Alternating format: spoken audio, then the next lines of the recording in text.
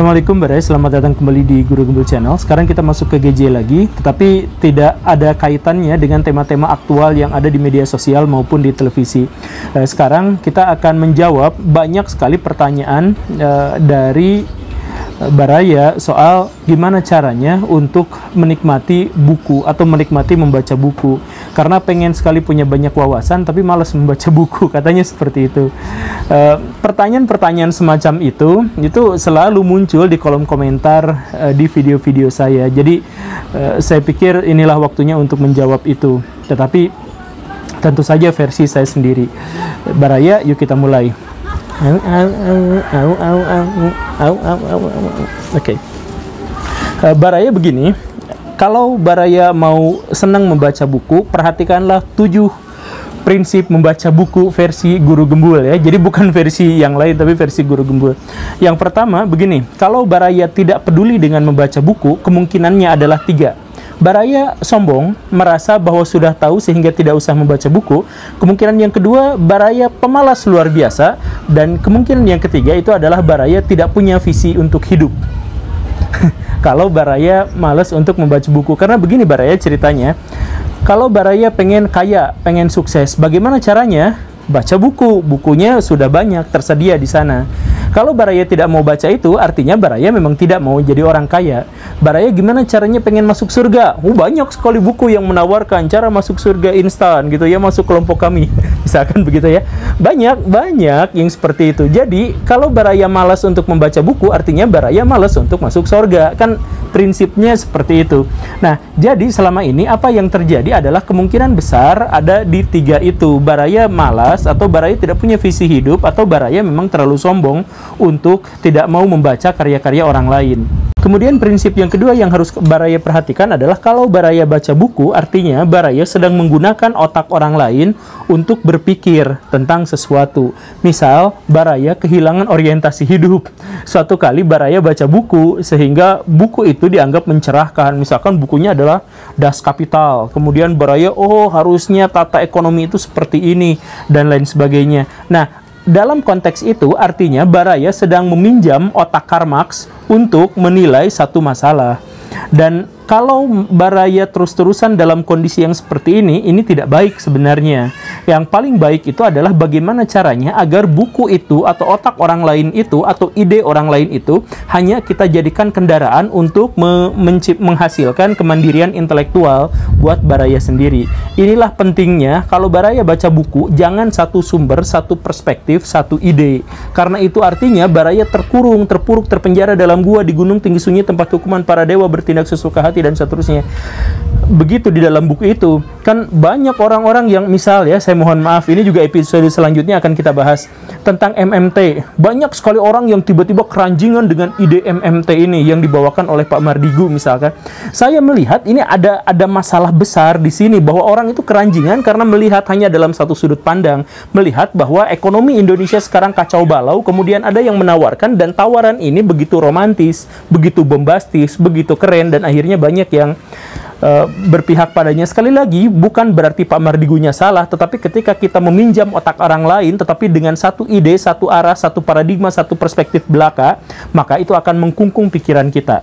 Jadi, berbahaya kalau baca satu buku, itu saja. Berikutnya, membaca buku itu berarti membeli pengalaman orang lain. Ini prinsip yang ketiga. Misal maksud saya begini Baraya, Bill Gates itu sudah jatuh bangun puluhan tahun, berdarah-darah, nangis-nangis, udah segala rupa dia lakukan untuk menjalankan bisnisnya sehingga dia menjadi salah satu orang paling kaya di dunia sekarang. Lalu dia menulis buku. Maksudnya apa? Menulis buku itu berarti memberikan kepada kita pengalaman-pengalaman dia saat dia gagal dan saat dia berhasil. Baraya, begini ya, hidup itu dalam tanda kutip adalah pilihan, dan pilihan itu hasilnya goib. Misal, saya ambil contoh, Baraya berantem sama pacar Baraya, berantem hebat luar biasa 2 hari sebelum pernikahan. Nah, pilihan Baraya di sini hasilnya dua-duanya gaib. Apakah Baraya memutuskan sekarang, putus aja 2 hari sebelum nikah, dengan berarti mencapai kehidupan yang lebih baik di masa depan, atau mencapai kehidupan yang lebih baik itu dengan cara terusin aja, lanjutin aja prosesi pernikahannya. Mungkin itu lebih baik. Kita tidak pernah tahu mana jalan hidup yang lebih baik di antara dua itu. Benar kan? Karena masa depan itu gaib. Nah, untuk mengurangi spekulasi tentang masa depan itu, Baraya baca buku tentang pengalaman orang lain yang serupa dengan Baraya. Dan kemudian aturan keempat yang harus Baraya pahami dengan sangat baik adalah ketika Baraya baca buku, kesimpulan Baraya dijamin salah. Saya kasih kata kunci ya, dijamin salah. Jadi ketika misal Soekarno merumuskan Pancasila, itu rumusannya sama sekali lain dengan Hatta, sama sekali lain dengan Syahrir, sama sekali lain dengan Amir Syarifuddin dan lain sebagainya. Kenapa seperti itu? Karena ketika kita punya ide, ide itu diekstrakkan dalam bentuk tulisan. Tulisan itu tidak benar-benar hasil seluruh ide pemikiran Baraya, itu cuma ekstraksinya saja. Nah, kemudian ini pindah ke tangan Baraya. Baraya baca. Nah, ketika Baraya baca, Baraya tidak benar-benar memahami seluruh teks ini sesuai dengan apa yang dimaui oleh penulisnya. Jadi akhirnya perspektifnya lain-lain lagi. Dan inilah yang akhirnya ketika kitab suci dibaca oleh satu orang, kitabnya sama, tetapi yang membacanya berbeda, maka akan menghasilkan kesimpulan yang berbeda. Itu dalam konteks kitab suci. Begitupun dengan buku-buku atau teks-teks yang lain. Maka dalam hal ini biasakanlah di antara Baraya untuk menerima pandangan orang lain. Kalau orang lain dianggap salah, silahkan diskusikan, jangan dimusuhi. Diskusi itu mendemonstrasikan apa yang kita pikirkan, bukan untuk mencari kemenangan. Nah, diskusikan, dari situ kita memahami perspektif orang lain. Mungkin kita akan mengikuti orang lain itu, atau orang lain yang ikut pada kita, tergantung siapa yang paling mampu mendemonstrasikan perspektifnya. Tetapi yang jelas, mulailah pahami kalau orang lain berbeda pendapat dengan Baraya, walaupun bersumber dari satu buku yang sama, itu adalah hal yang normal, karena bahkan Baraya pun pendapatnya akan berbeda dengan pendapat penulis buku itu langsung. Kasih garansi di situ. Kemudian yang kelima, Baraya mungkin yang senang sama filsafat atau yang apa, itu ada istilah memetika. Apa itu? Ya, susah untuk dijelaskan secara ringkas, tapi istilahnya adalah bahwa ide itu seperti virus yang harus ditularkan kepada orang lain. Kalau satu ide itu tidak ditularkan pada orang lain, orang terakhir yang menggenggamnya, yang menghem-hemnya, apa itu yang akan kena dampaknya. Dia akan menjadi monster. Kenal nggak Baraya dengan orang yang banyak baca buku, tetapi dia tidak memiliki akses untuk menyampaikannya. Dia bukan dosen misalkan, dia bukan pembicara, dia bukan penulis juga, bukan siapa-siapa, tapi dia banyak baca buku. Biasanya orang-orang yang seperti itu adalah orang yang benar-benar besar kepala. Kamu nggak tahu apa-apa, ngomongnya kasar, meremehkan orang lain. Banyak di antara orang yang seperti itu, benar kan? Karena ide itu harus disampaikan. Kalau enggak, dia meluap di dalam otak dan menghancurkan bendungannya, bendungan emosi. Dan akhirnya, saya kenal banyak sekali orang yang banyak baca buku, banyak sekali literasinya, banyak dengar dialog-dialog dan sebagainya. Tetapi karena dia tidak mampu atau tidak memiliki akses untuk menyampaikannya, dia menjadi seperti orang gila. Pernikahannya kandas karena, si istrinya dijelek-jelekin, kamu nggak ngerti apa-apa, kamu nggak ngerti apa-apa. Semua orang dianggapnya nggak ngerti apa-apa. Semua orang dianggapnya kadrun, semua orang dianggapnya dungu atau apa dan sebagainya. Banyak orang-orang yang seperti itu. Biasanya orang seperti itu adalah orang yang terlalu banyak baca atau terlalu banyak mendengar informasi, tetapi memiliki akses yang lebih terbatas dalam menyampaikan ide-idenya itu.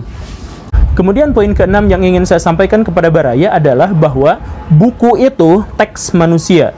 Kalau Baraya baca buku itu, Baraya akan mendapatkan ide dari orang itu. Tetapi ada buku yang jauh lebih besar, yaitu alam semesta. Alam semesta ini adalah buku teksnya Tuhan. Semakin Baraya mencernanya, semakin banyak informasi, kebijaksanaan, dan kebahagiaan yang bisa Baraya peroleh darinya. Dan kita bisa mengetahui bahwa orang-orang yang membaca dari alam itu jauh lebih sukses dan selalu menjadi pionir daripada orang-orang yang membaca dari teks orang lain. Misal, kita kenal bahwa Nabi Ibrahim atau Abram atau Abraham, atau sebagian orang Hindu menyebutnya Abrahman,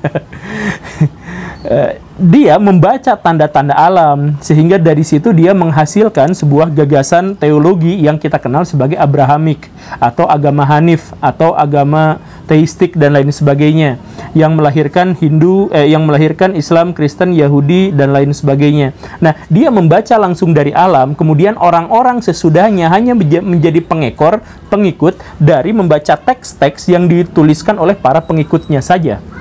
Siapa yang lebih tangguh? Tentu saja adalah orang yang membaca alam langsung. Kalaupun ada hal yang lebih penting daripada membaca buku, tentu saja itu adalah membaca alam semesta, membaca teks-teks dari Tuhan. Kalau orang-orang Islam menyebutnya itu mungkin saja bisa diterjemahkan sebagai laduni atau waskita. Kita mendapatkan pengetahuan dari ciptaan Tuhan yang sesungguhnya adalah tanda-tanda atau cerminan dari Tuhan itu sendiri. Kalau Baraya menguasainya, Baraya akan bahagia, bijaksana, dan sukses di dunia akhirat. Amin. Gitu ya. Kemudian yang terakhir, poin nomor berapa ya? Nomor 7.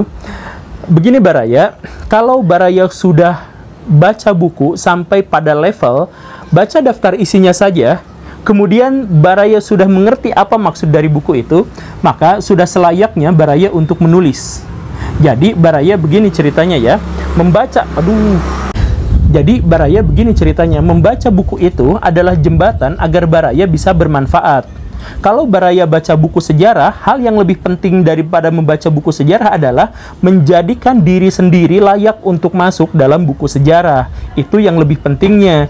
Kalau Baraya baca buku filsafat, yang paling pentingnya bukan membaca filsafat-filsafat orang lain, tetapi bagaimana caranya mencerdaskan masyarakat di dunia nyata. Kalau Baraya baca buku agama, yang paling penting adalah bukan baca buku agamanya itu, tetapi menarik surga ke dunia agar orang-orang menikmati surga yang Baraya telah inspirasikan di sini.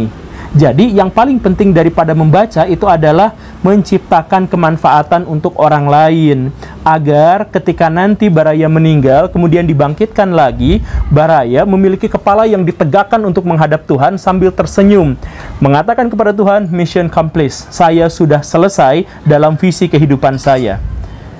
Oke? Ya, gitu sajalah ya. Oke, Baraya itu saja ya. Pendek saja. Terima kasih karena sudah menyaksikan. Terima kasih. Saya Guru Gembul. Assalamualaikum warahmatullahi wabarakatuh.